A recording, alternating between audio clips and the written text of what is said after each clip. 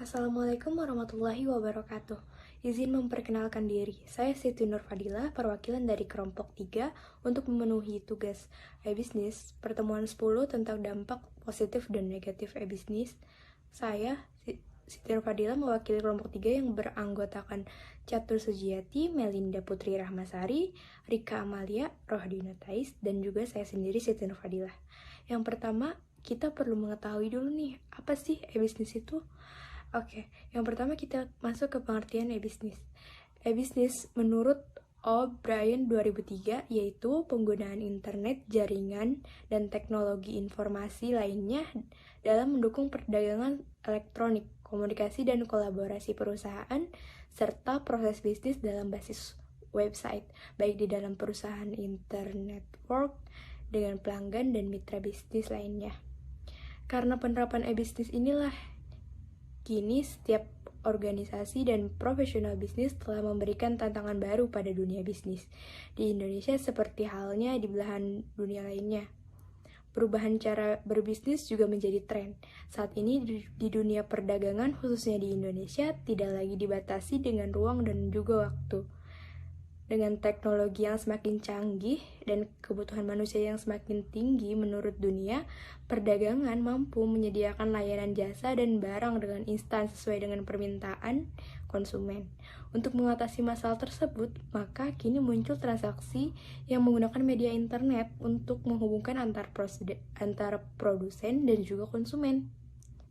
Dampak positif e-bisnis.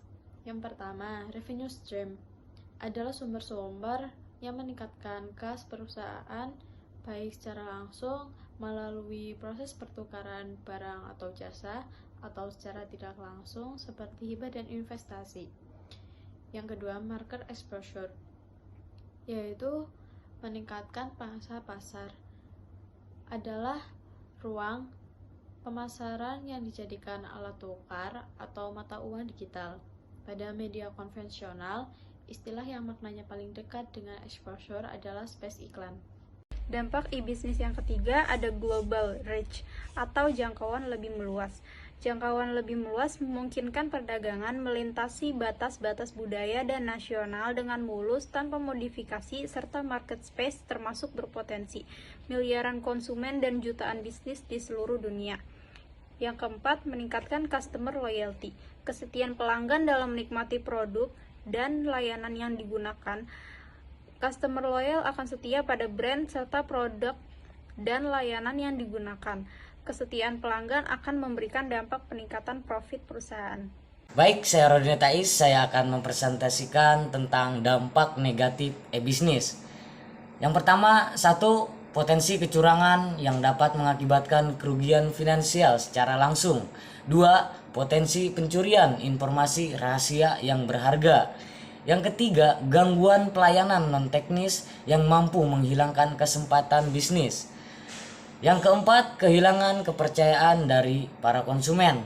Yang kelima, kerugian dari faktor tidak terduga seperti kesalahan faktor manusia ataupun kesalahan sistem elektronik. Dari penjabaran di atas, sudah saatnya perusahaan untuk memanfaatkan e-bisnis untuk memperluas pangsa pasar perusahaan. Telah banyak perusahaan baru yang memanfaatkan teknologi internet sebagai basis operasional. Mereka seperti perusahaan startup hingga akhirnya pemain lama perusahaan pun mulai mengikuti arus tersebut. Itulah dampak negatif e-bisnis. Dari penjabaran di atas, sudah saatnya perusahaan untuk memanfaatkan e-bisnis untuk memperluas pangsa pasar perusahaan. Telah banyak perusahaan baru yang memanfaatkan teknologi internet sebagai basis operasional mereka seperti perusahaan startup. Hingga akhirnya, pemain lama perusahaan pun mulai mengikuti arus tersebut. Contoh nyata dari kasus tersebut seperti perusahaan Bluebird di era berkembang pesatnya ojek online di Indonesia. Mereka mulai membangun bisnis taksi online versi mereka sendiri untuk menandingi kekuatan besar Gojek dan Grab di bisnis ojek online. Contoh lain adalah penggunaan sistem membership oleh perusahaan retail dan menawarkan berbagai diskon menarik kepada pelanggan. Terima kasih.